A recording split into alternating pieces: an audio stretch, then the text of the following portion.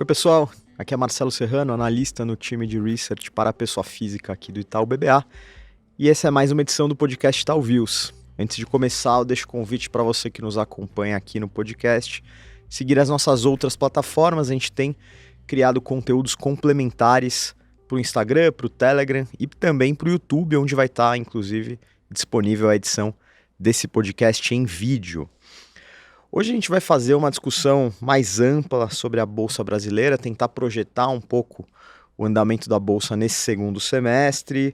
A ideia é entender as perspectivas para os diferentes setores da Bolsa, entender se o índice vai, de alguma maneira, romper de forma mais consistente a marca dos 120 mil pontos, como que o cenário econômico, tanto brasileiro como internacional, podem afetar os investimentos por aqui e, claro, deixar no final algumas recomendações, comentar algumas oportunidades de investimentos para quem olha bolsa. E para abordar todos esses temas aqui com a gente, hoje a gente conta com a participação do Roberto Reis, que é sócio e CIO na Merak Capital. E além do Reis, a gente vai ter também a participação da Thaís Porto, que é Head de Equity Sales aqui na corretora do Itaú BBA, e ela vai dividir comigo a moderação desse episódio e também comentar um pouquinho o reflexo desses temas todos que a gente vai falar nos fluxos de investimento e nos posicionamentos dos agentes de mercado. Reis, Thaís, tudo bem? Bem-vindos. Tudo bem, super prazer estar aqui com vocês. Eu sempre escuto aqui o Itaú Views, sempre gosto de participar, então é uma honra estar aqui. E além de duas feras aqui do mercado que já conheço há muito tempo, então obrigado pelo convite e um prazer estar aqui com vocês. Obrigada, Reis, obrigada a todos que estão nos ouvindo. Para a gente é um prazer tê-lo aqui em mais uma edição do Itaú Views. Bacana, acho que o prazer é dos nossos ouvintes aqui, meu, de falar com vocês e vamos nessa que tem bastante coisa para a gente falar. E para começar, Reis, eu queria propor uma rápida retrospectiva aqui do primeiro semestre. A gente começou o ano com a Bolsa enfrentando uma certa turbulência, o que até é esperado, até acomodação quando a gente vê trocas de governo. A gente viu alguns eventos aí de crédito privado que também balançaram esse cenário. Em março a gente perdeu o suporte dos 100 mil pontos, mas em maio e junho a gente já viu uma forte valorização, um rally importante aí da Bolsa. A gente viu uma acomodação também da agenda político-econômica do país. E agora a gente está na expectativa aí do início do ciclo de corte de juros por aqui. Como que você avalia esses primeiros 6 meses, da Bolsa Brasileira, e que mensagens você acha que esses primeiros meses deixam para ajudar a gente a projetar o segundo semestre? De fato, o ano começou bem diferente do que o primeiro semestre terminou, né? Se a gente lembrar, né, primeiro teve a troca de governo, como você pontuou bem, né, e aí obviamente teve um pouco de adequação do mercado, o que seria o novo governo. E historicamente no Brasil, né, assim, sempre que tem trocas de governo, né, a gente tem muito ruído, né? A gente teve isso também no governo Bolsonaro, assim, eu lembro que ele, na época, falava algumas coisas em relação à Petrobras, que depois vinha o ministro Paulo Guedes e desmentia, não é bem assim, tal. E o mesmo aconteceu no governo Lula, né? Então a gente teve, primeiro, desde a escolha do ministro da Fazenda, né, que era o Haddad. Em teoria, no final do ano passado, não era um nome que o mercado cogitava para essa cadeira. Então, primeiro veio essa notícia, um pouco da digestão e reação do mercado e aceitação do mercado para esse nome. Logo depois teve um embate grande aí do Lula e de alguns outros membros importantes do PT contra o Banco Central, né, mais dito contra o próprio Roberto Campos, né, assim, sugerindo um corte de juros, e assim teve um pouco de aumento da temperatura, vamos dizer assim, entre os dois poderes, né, que o mercado teve que digerir isso daí. E também naquela época não estava muito claro o que seria a política fiscal do novo governo. Tinha uma incerteza muito grande e, obviamente, com essa incerteza muito grande, criava uma outra incerteza maior, era de quando que os juros iam poder cair e quanto que ia poder cair. Então, o primeiro trimestre eu acho que foi marcado um pouco pela essa turbulência. E lá fora, também o primeiro trimestre foi um pouco complicado. Assim, eu me lembro que em fevereiro desse ano, eu e um outro sócio meu, Stefan, a gente foi para Nova York fazer um roadshow e estava todo mundo, assim, os americanos, muito pessimistas com a economia americana, né? Assim, todo mundo falando, poxa, o S&P vai cair, tem que cair bastante. Né, os Estados Unidos estava vivendo aquele momento de dúvida se seria uma economia americana ia ter um pouso suave, né, ou um hard landing, como se fala, que é um pouso mais, uma recessão, vamos dizer assim, da economia americana. Então estava todo mundo muito pessimista. Assim, eu lembro que várias casas falando de S&P abaixo de 3.500, 3.200 pontos, né? Todo mundo indo para os juros, aqui e lá, né? Por motivos totalmente diferentes, né? E o que a gente viu é que a partir do segundo trimestre, tanto lá fora a Bolsa reagiu muito bem e de uma forma surpreendente para o mercado. E hoje o S&P sobe no acumulado do ano aí mais de 20%. E aqui no Brasil, mais ou menos no mesmo motivo, óbvio que impactado pelo cenário externo, mas também pelo cenário interno, né? Que a gente começou a ter aqui no Brasil uma visibilidade melhor do fiscal, uma visibilidade, consequentemente, de quando a gente vai ver o começo do corte de juros, né? E tirando também esse bom ponto que você falou, que foram os eventos de crédito aqui no Brasil, né? Então a gente teve mais explicitamente as lojas americanas, que acabou gerando várias turbulências nesse mundo de crédito que impacta também as empresas listadas na Bolsa de forma geral. Então eu acho que foi um semestre aí que dá para dividir aí de um trimestre de pessimismo e de preocupação, cautela muito grande, e um outro trimestre aí de recuperação, né? Eu até cogitei usar a palavra euforia, mas a gente está longe de ter uma euforia, né? Então foi o começo de uma recuperação que nos possibilitou aí buscar esses 120 mil pontos, né? E agora com um horizonte, acho que bem mais claro, pelo menos a partir de agora, porque para o que deve ser o segundo semestre no Brasil, pelo menos. Reis, até tem uma pergunta aqui para você. Além da agenda doméstica, né, que o Marcelo comentou, o Brasil tem se destacado diante dos investidores quando comparado a outros peers emergentes. Na sua opinião, quais são os destaques, os diferenciais da Bolsa brasileira quando comparado a outros mercados emergentes, e quais devem ser os pontos de atenção aqui para os investidores? É um bom ponto. A gente até no final do primeiro, na verdade no começo do segundo trimestre desse ano, a gente montou uma posição nos fundos que está dando muito certo, que foi uma compra de AWZ, né, que é a Bolsa Brasileira em dólares, né, e uma venda no mesmo tamanho de Bolsa Mexicana em dólares também. E esse trade tem dado bem certo. Aí a gente fez quase 10% que esse trade andou, Brasil contra México em dólares nesse segundo trimestre, né? Eu acho que, bom, primeiro que teve, né, da nossa parte aqui toda essa questão que eu falei dos ruídos, etc, etc, mas eu acho que talvez o mais importante é que a gente viu uma acomodação da inflação aqui no Brasil de forma mais consolidada, né? Então a gente hoje tem uma clareza maior do corte de juros no Brasil. 2, como estava todo mundo muito pessimista com a Bolsa, com a troca de governo, com os juros, né? Assim, todos os investidores, de forma geral, estavam se escondendo na renda fixa, nas LCIs, LCAs, CRA, CDBs e outros tipos de investimento em renda fixa, com toda razão. Porque, obviamente, esses juros que a gente está vivendo no Brasil aí de quase 14%, ele é super convidativo para você ficar quieto na renda fixa, né? E eu acho que, de certa forma, o fluxo de bolsa de Brasil, de pessoa física, de investidores, acabou saindo totalmente de renda variável, né? E isso a gente vê por diferentes métricas, né? Então, assim, a bolsa hoje, ela é uma bolsa tecnicamente muito leve, assim, quase ninguém tem. Então, a gente começou a ver algumas pesquisas de pessoas físicas hoje no mercado e está todo mundo assim, a pergunta hoje é assim, quando eu vou voltar a aumentar a bolsa? E não mais quando eu volto a vender bolsa, né? Acho que a redução já foi feita e provavelmente a segunda movimento que a gente deve ver na bolsa agora deve ser um aumento de alocação em renda variável. Então, era uma bolsa que estava preterida tanto por brasileiros, tanto por estrangeiros, que estava todo mundo, opa, deixa eu entender direito o que está acontecendo nesse mercado. Diferente de outras regiões, outros emergentes que já estavam indo, não sei se talvez a palavra estava indo bem, mas assim, estava indo bem melhor do que o Brasil. Então, de fato, a gente fez esse catch-up e provavelmente a gente deve continuar se destacando. Importante dizer também que há cerca de um mês atrás, né, houve uma revisão de PIB do Brasil muito forte. Então a gente estava falando, putz, PIB esse ano ia ser algo em torno de 1,5, alguma coisa assim, e de repente todo mundo olhou e falou assim, opa, muito puxado pelo agro, né?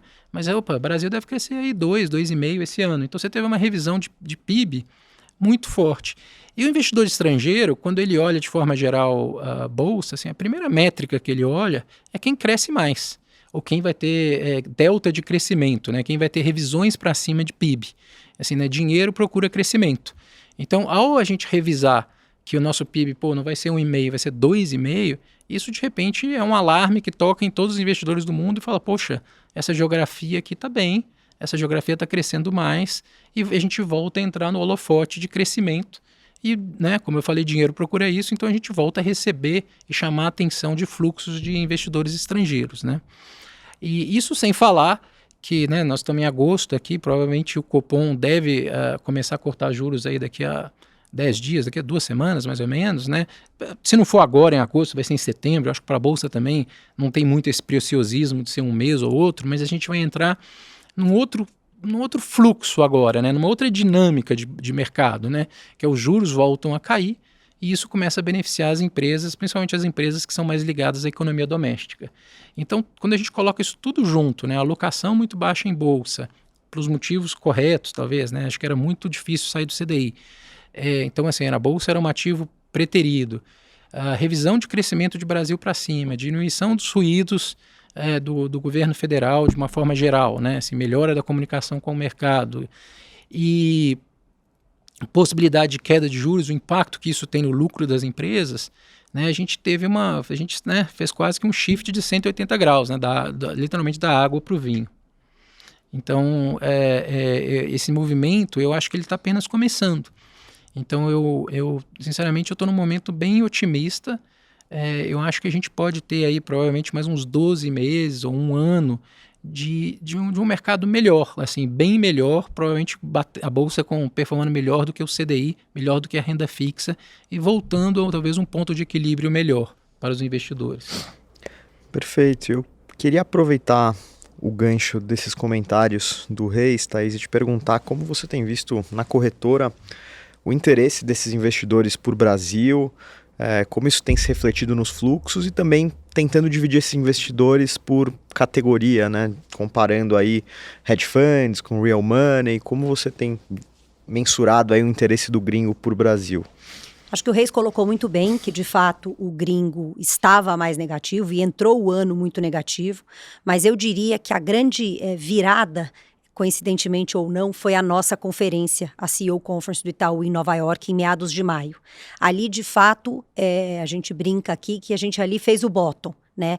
E naquele momento o gringo já estava com uma cabeça muito mais construtiva e positiva para o Brasil, até mais do que os próprios investidores locais que participam dessa conferência também. A gente via um bom humor dos gringos versus os locais importante naquele momento. E dali, realmente, tiveram diversas conversas com diversas empresas que estavam lá, né? Lembrando que a gente teve mais de 120 empresas brasileiras participando da conferência. E naquele momento, dali em diante, diversos investidores montaram posições relevantes em várias empresas e realmente foram muito felizes nos investimentos, porque a Bolsa deu uma raliada forte nesse período e os gringos capturaram isso até mais do que os locais. Tentando traduzir para números, a gente teve uma entrada entre junho e julho, então bem nesse horizonte que eu comentei, de 13 bilhões de reais, foi o fluxo de gringo para Brasil, né? Se a gente olha isso, mercado primário e secundário, né? Tanto na compra e venda dos ativos já listados, como nas ofertas de ações que nós tivemos desde o início do ano até agora. 12 ofertas, né, 12 follow-ons, nós não tivemos nenhum IPO este ano ainda, 12 follow-ons, sendo que desses 12 follow-ons, a média de alocação de gringo nessas ofertas foi de 40%, tá? Então, realmente é um número que chama a nossa atenção, ele é maior do que a média histórica recente, o que mostra o apetite de gringo para o Brasil. E eu concordo com o Reis, esse número e esse positivismo do gringo deve continuar. Quando a gente separa hedge funds de long onlys, aqui na casa a gente teve um destaque maior para long onlys, então o nosso fluxo de gringo na corretora do Itaú foi mais de investidores long only, mas é sabido que os hedge funds são muito ativos no mercado brasileiro, entram e saem, até pelo perfil deles do giro, eles acabam sendo muito ativos, tá? Mas aqui na casa a gente teve um destaque maior para um fluxo de estrangeiro long only. Nas ofertas, se eu puder só para finalizar, a gente teve os hedge funds que participam das ofertas, eles são até importantes para a dinâmica desses livros, mas em todas elas nós tivemos pelo menos a participação de um gringo long only montando posição nas respectivas histórias. Então, eu acho que isso é um sinal muito positivo de que o Brasil entrou na rota,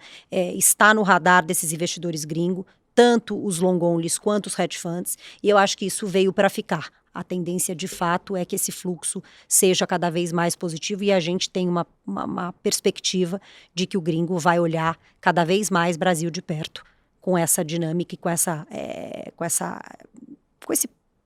janela de corte de juros que a gente entra, quer seja em agosto, quer seja em setembro, acho que vai ser muito positivo também para o gringo tá participando mais aqui do Brasil. Não, legal, e até esse corte que você comentou que a gente viu aqui na casa mostra um pouco esse comprometimento, essa aposta em Brasil mais duradoura, né? Se a gente tivesse visto mais hedge funds, poderia talvez ser um sinal de algo mais oportunístico ali, mas interessante ouvir isso de você, Thaís, que assim é uma demonstração aí mais clara que o gringo está com um horizonte mais de médio e longo prazo. E interessante também, eu estava escutando você falar que hoje de manhã eu estava olhando as performances da indústria de fundos aqui no Brasil, né? E tradicionalmente os fundos macro, né, os multimercados macro, que são ganhadores de dinheiro aqui no Brasil sempre, né? Eles não estão numa janela muito, de forma geral, o que eu estou falando, eles não estão numa janela muito vencedora. Eles têm vários grandes nomes que performam muito bem, consistentes, etc., estão abaixo do CDI, que mostra que talvez eles não enxergaram, em detrimento dos fundos long only, talvez eles não enxergaram, talvez, ou não capturaram essa melhora de humor de Brasil. E agora talvez vão ter que correr um pouco atrás. Do prejuízo. Exatamente. O Reis, a gente tem visto uma certa acomodação da Bolsa aí nos patamares de 120 mil pontos. Na sua opinião, essa temporada de resultados, que se inicia muito em breve, ela deve, de fato, trazer surpresas negativas ou positivas? Ou você está mais aí com a cabeça de que ela não deve fazer tanto preço? Essa é uma ótima pergunta, assim. Eu acho que talvez até a Bolsa, como você colocou, está meio de lado, aí meio estabilizada ali nos 120 mil pontos, talvez aguardando um pouco essa dúvida aí o que vai ser, né? O que a gente sabe, de maneira geral, é que os resultados das empresas ainda não vai mostrar grandes melhoras significativas. Pelo contrário, assim, provavelmente ainda é um trimestre difícil para as empresas que são ligadas à economia doméstica, né? Então, assim, porque na prática, a gente está falando que os juros vai cair, mas os juros ainda não caiu. A gente está falando que com a queda de juros, a gente vai ver uma inadimplência provavelmente melhor, mas a inadimplência, de fato, ela ainda não melhorou. E por aí vai, né? Então, assim, como a Selic, o CDI ainda está muito alto, o resultado financeiro das empresas ainda vai machucar bastante, né? Então, a Bolsa, como ela sempre antecipa aí os movimentos macro, né? Então, a gente já teve uma certa antecipação, né? Saímos aí, como você bem colocou, de 100 mil para 120 mil pontos, por volta de 120 mil pontos, né? Mas é uma antecipação ao que a gente deve vir no futuro. Então, provavelmente essa safra agora ela ainda vai ser vista como uma safra de resultados ruins, mas com um gostinho de tipo, talvez o pior ficou para trás. Talvez daqui para frente a gente vai estar vendo um ponto de inflexão de resultados operacionais das empresas e a gente vai falar assim, poxa, eu acho que a gente está literalmente, talvez, pelo menos a nossa expectativa lá, que esse resultado agora do segundo trimestre seja o fim do túnel, assim, vai marcar provavelmente o pior momento de resultado operacional e financeiro das empresas. Daqui para frente a gente deve ter uma melhora. Acho que é difícil entender, talvez, se o mercado vai corrigir muito ou pouco, mas a gente não está com uma cabeça de ficar mais leve nos fundos por causa desse resultado, não. Pelo contrário, a gente está bem comprado e a nossa cabeça é se por alguma maneira o mercado interpretar, o resultado dessa empresa ou daquela que a gente gosta foi ruim e as ações caírem, a gente vai usar essa queda provavelmente para voltar a adicionar risco. Então eu não acho que talvez a Bolsa deva sofrer bastante ou sofrer de uma forma significativa, porque, como eu falei, muita gente ficou de fora, ainda não pegou essa melhora de humor e está todo mundo muito esperando, poxa, deixa eu ver se eu vou ter uma janela de possibilidades, uma janela de entrada novamente na Bolsa para entrar. Mas, obviamente, né, assim, a gente não tem essa pretensão de ter bola de cristal, mas a nossa cabeça na Merak é de usar qualquer fraqueza no mercado aí nos próximos dias para adicionar mais risco nos portfólios e voltar a ficar mais alocado ainda, usando preços melhores para entrar nas posições. Então a gente continua otimista, entendendo que talvez essa safra de resultados agora é meio olhar no retrovisor, olhar o que ficou de ruim no passado e daqui para frente o cenário deve continuar melhorando, né?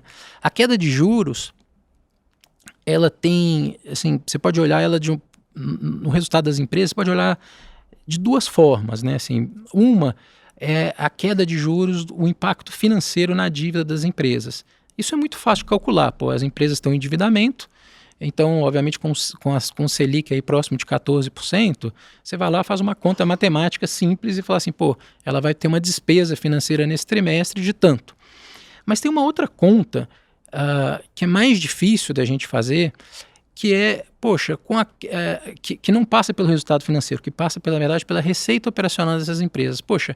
Os juros caindo, as pessoas tendem a consumir mais, a parcela que cabe no bolso da população ela é maior, a confiança do consumidor aumenta, a inadimplência melhora, então as pessoas físicas têm acesso a mais crédito.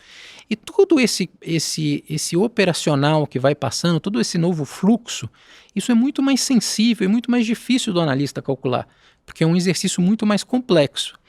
E isso, ao longo do tempo, deve se tornar muito importante nas empresas, ou seja, a melhora operacional, a melhora da receita das empresas, com base num CDI, né, numa taxa Selic mais favorável.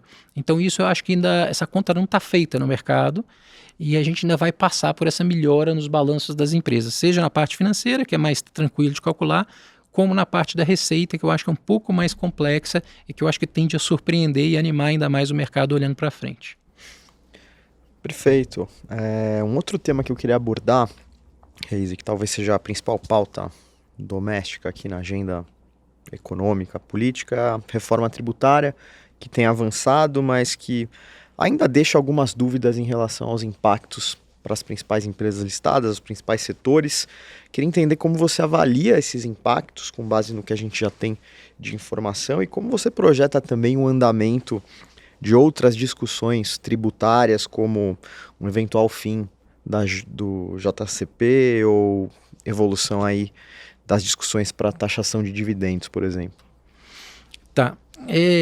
Bom, a reforma tributária, né, quando a gente conseguiu analisar um pouco melhor, né, a gente vê que ela é mais benéfica, bem resumidamente, né, ela é mais benéfica para a indústria e empresa, em segmento de industrial, assim, de forma geral, ele é mais beneficiado em detrimento das empresas de serviço, construção civil e outros temas correlatos, né?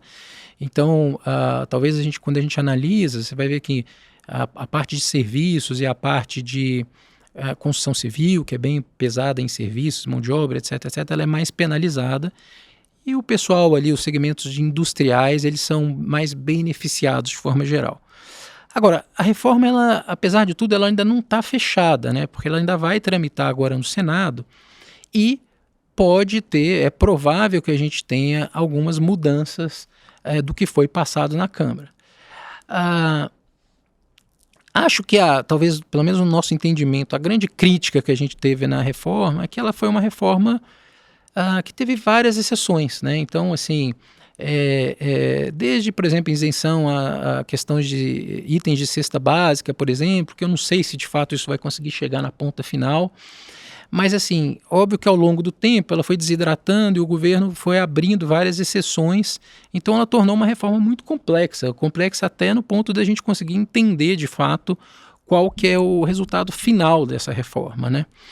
E assim, obviamente, quando a gente pensa em uma reforma desse tipo, né, uma reforma tributária, assim, o objetivo final dela, o que é? Assim, melhorar o PIB potencial do país, né? Assim, o PIB potencial nosso tem sido estagnado há muito tempo, aí, abaixo de 2%, né, sei lá, em torno de 1,5%, 1%. Então, uma ideia de ter uma reforma tributária bem feita era melhorar esse nosso PIB potencial. E, obviamente, ao melhorar o PIB potencial, você também teria uma melhor arrecadação para o governo e uma visibilidade do nosso déficit fiscal futuro melhor. Então, assim, é um efeito meio Tostines que vai construindo positivamente em várias frentes, né? Vamos ver se, de fato, a gente vai conseguir desamarrar essa âncora que a gente tem no nosso PIB potencial, que já está aí, puxa, sei lá, vou falar aqui sem medo de errar, mais de uma década que a gente está meio estagnado ali, né? Obviamente, ao longo do tempo tem crise, aí um ano o nosso PIB é muito pior, aí no ano seguinte a gente recupera o que a gente perdeu no ano passado, mas se a gente olhar a evolução, o PIB potencial brasileiro tem sido abaixo de 2 há muito tempo. E a gente precisa destravar isso daí, né? Poxa, mesmo países não emergentes, né, Estados Unidos, assim, tem crescido bem acima de 1,5%, 2% há muito tempo. Então, esse é um ponto que eu acho que a gente precisa, de fato, melhorar para a gente, de fato, ter uma prosperidade como país bem melhor do que agora. Mas, assim, bem ou mal, acho que foi bom para o mercado, passou, viramos a página dessa reforma tributária com alguns setores melhores colocados que outros, mas eu ainda estou aguardando para ver o resultado final aí, uma vez que o Senado conseguir chancelar e a gente conseguir fazer um pouquinho mais de contas do impacto real dessa reforma e da possibilidade de uma melhora de PIB potencial para o nosso país. Reis, você tem um target para o Ibovespa no final do ano e você acredita que essa é a melhor forma, de fato, para o investidor acompanhar, ou fazer um exercício de stock picking seria mais recomendado nesse momento? Tá. Olha, Thaís, sinceramente, a gente não calcula targets de final de ano para que 12 meses de Ibovespa lá na Merac, não. O que a gente sempre olha e discute muito é assim, poxa, eu tenho mais a ganhar na renda variável, na bolsa ou nas empresas que a gente investe em relação ao CDI, que é o custo de capital de todo mundo como brasileiro, né? Ou não, assim, a gente é muito parecido ou é pior eventualmente, né? Então a gente sempre olha muito contra o custo de capital, se vale a pena tomar o risco da renda variável, né? Obviamente você não pode empatar, você tem que ganhar mais do que a renda fixa, para valer, correr esse risco, né? Vamos dizer assim. E nesse momento a gente está bem confiante que o investimento em renda variável ele vai ou deve, né, render muito mais do que a renda fixa, olhando 6 meses à frente ou 1 ano à frente. Para não deixar assim sem resposta, né, para os nossos ouvintes, né, assim, uma outra forma talvez bem simplista de fazer essa conta é olhar o preço-lucro das empresas na bolsa, né? Então, se a gente olhar hoje, tem várias formas de olhar o preço-lucro, tem gente que tira Petro e Vale da conta para facilitar, assim, mas sendo bem simplista, a gente está mais ou menos uns 20% abaixo o preço-lucro das empresas da bolsa do que a nossa média histórica. Então eu falei assim, só se a gente voltar, o nosso mercado voltar para a média histórica de preço-lucro, a gente estaria falando de 20% de alta. A gente está aí em torno de 120 mil pontos, aí a bolsa, né, um pouco mais, um pouco menos, a gente estaria falando aí do Ibovespa em 145 mil pontos. Pensando em 12 meses, ou quando, nem sei se é 12 meses, é quando a gente fizer esse catch-up de múltiplo para a volta da média histórica, né? E aí outro ponto, né, assim, o mercado de renda variável, ele sempre exagera, né? Então, uma vez que a gente voltar para a média, muito provavelmente a gente vai começar a ser negociado acima da média. Então, assim, quando sobe a gente sempre vê um exagero e quando cai a gente também sempre vê um exagero, porque a gente também vê os extremos sempre acontecem no nosso mercado, né? Então, isso nos deixa muito confortável de falar, olha, a bolsa está barata, sob várias métricas que a gente olhar. Então, vale a pena nesse momento estar saindo da renda fixa para a renda variável? Na nossa opinião, sem dúvida nenhuma. E eu acho que esse movimento tende a aumentar na medida que a renda fixa começar a pagar cada vez menos por causa do corte de juros e a gente voltar a ter uma migração mais normal de renda fixa para renda variável, né? Lembrando que na realização da bolsa, você teve, óbvio, o impacto que a gente estava vendo, o juro subiu, vai impactar o lucro, as vendas das empresas, mas você tem um impacto técnico muito grande que foi todos os investidores reduzindo bolsa vendendo à força as ações para comprar renda fixa. Então isso também forçou o preço da Bolsa muito mais abaixo do que a gente entendia naquele momento que seria a conta matemática justa. Então está na hora desse movimento, se a gente tiver certo, de voltar. Mas só falando assim, a gente não tenta calcular e a gente não trabalha muito, o target do Ibovespa é 140 ou 145, porque na prática depende de muita coisa, né? Igual esse exercício de câmbio, né? A gente vê todo mundo, o câmbio no final do ano é 5,15, 5 e assim, na prática vai ser qualquer número menos aquele, porque são muitas variáveis, né? Assim, não é uma conta simples de se fazer, são muitas variáveis na mesa que, inclusive expectativa, né? Como é que a gente calibra a expectativa, né? É uma coisa muito difícil de ser calibrada. Mas a gente está bastante otimista, assim, com essa possibilidade de melhora daqui para frente. Perfeito. Você transpareceu muitas vezes como vocês na casa tão otimistas com bolsa, até comentou que, uma eventual queda abriria a janela para vocês reforçarem algumas posições que vocês gostam. E para fechar, acho que seria legal comentar alguma ou algumas dessas histórias de destaque, de posições que vocês têm e ações que vocês olham com mais otimismo aí. Tá. Bom, como eu falei algumas vezes aqui, eu acho que o grande tema para a Bolsa que tem nos atraído é as empresas que a gente chama de domésticas, né, as empresas de economia brasileira, vamos dizer assim, cíclicas, né, ou seja, que são sensíveis e que têm uma volatilidade maior ao cenário macro, né. Então essas empresas sofreram muito e com a volta da queda de juros, provavelmente o consumo vai melhorar, a confiança do consumidor vai melhorar e a inadimplência também tende a melhorar. Então é esse tipo de empresa que está bem presente no nosso portfólio. Então seja empresas do setor financeiro, que sofreram muito, seja por inadimplência, ou seja por uma mudança do portfólio de investimento dos clientes, então a gente está bem comprado nessas empresas, então vale dizer que Itaú, próprio BTG, o próprio XP, que a gente entende que essas empresas vão ser beneficiadas desse novo ciclo que vai se abrir no Brasil. A gente tem também empresas do setor financeiro de crédito que sofreram muito com inadimplência. Então, por exemplo, o Banco Pan é um exemplo disso, uma empresa que a gente gosta bastante. Esse é um exemplo clássico, que o resultado do segundo TRI ainda vai ser provavelmente um resultado fraco, impactado por inadimplência, mas que tende ao longo do tempo a ter uma recuperação muito forte. E aí o segundo ponto é as empresas de consumo, propriamente ditas, né? Seja o varejo, seja o vestuário, seja construção civil, então desde os programas Minha Casa Minha Vida, como a MRV, seja a alta renda, como Cyrela, que é mais sensível a juros, e a própria inflação acomodando ajuda muito o fluxo de caixa dessas empresas. E empresas tradicionais, então lojas Renner, Grupo Soma, Track & Field, desculpem, essas empresas eu entendo que elas provavelmente vão ter um re-rating, né? Ou seja, elas vão negociar em múltiplos muito mais altos a partir de agora e apresentarem resultados operacionais crescentes e uma melhora no lucro de fato dessas empresas, né? Então a gente está muito animado. A gente ainda olha, obviamente, empresas de commodity, né? Assim, a própria Vale, eu acho que caiu muito, né? Teve essa janela pior de China agora, tendo números melhores, mas obviamente assim, a visibilidade de uma empresa de commodity aí já envolve questões externas, né? Muito mais difíceis da gente mensurar do que a janela que a gente está vendo bem clara agora, que são de empresas domésticas que tem um componente cíclico mais aguçado nos seus resultados. Então é isso que é o foco da empresa agora, é isso que a gente está, de fato, concentrando nossos esforços e buscando investimentos nesse tipo de empresa. Perfeito. Acho que a gente conseguiu cobrir bem a pauta de hoje. Agora no final deixou algumas recomendações com o racional que o Reis explicou aqui. Eu queria, antes de terminar, agradecer novamente as participações da Thaís e do Roberto Reis aqui nesse episódio. Pô, super obrigado, é um prazer estar aqui e vamos torcer aí para que de fato as coisas aconteçam e que o Brasil volte a ter uma taxa de crescimento e uma taxa de juros aí mais condizente, vamos dizer assim, com todo o nosso potencial. Obrigada, Reis. Obrigada, Serrano. Obrigada a todos. Valeu.